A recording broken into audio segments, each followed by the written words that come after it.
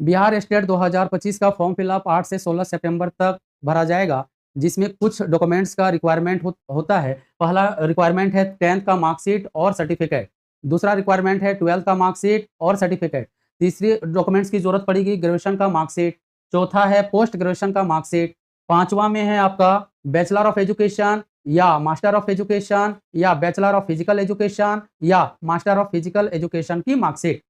उसके बाद अगर आप में लागू होता है तो आप कास्ट सर्टिफिकेट या फिजिकल हैंडीकैप का सर्टिफिकेट भी अवेलेबल रखेंगे।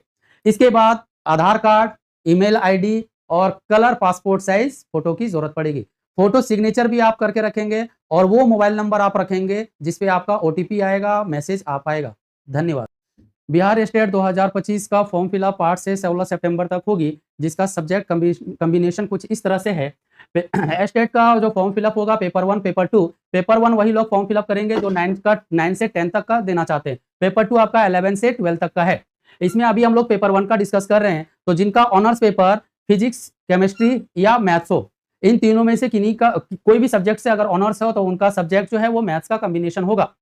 फिर यहाँ पे maths, physics, chemistry, computer science, electronics और स्टैटिक्स, इन सारे सब्जेक्ट में से अगर कोई 3 सब्जेक्ट अगर पढ़ रहे हो तो वो भी मैथ्स से ही अप्लाई करेंगे।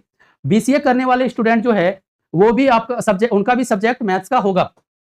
यहाँ पे फिर अगर हम लोग ऑनर्स की साइंस वाले को अगर हम लोग देखेंगे तो जिनका ऑनर्स पेपर केमिस्ट्री है, जियोलॉजी है और बॉटनी है, इन तीनों में से जिनका भी एक ऑनर्स पेपर हो उनका सब्जेक्ट कॉम्बिनेशन साइंस होगा।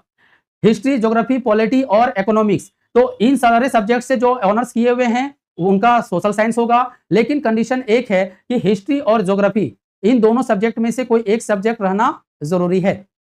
लैंग्वेज की अगर मैं बात करूं तो जिनका लैंग्वेज इंग्लिश हो, हिंदी है, उर्दू, मैथिली, पाली या और कोई भी लैंग्वेज हो तो उनका उसी विषय से ही क्वेश्चन पूछे जाएंगे। धन्यवाद।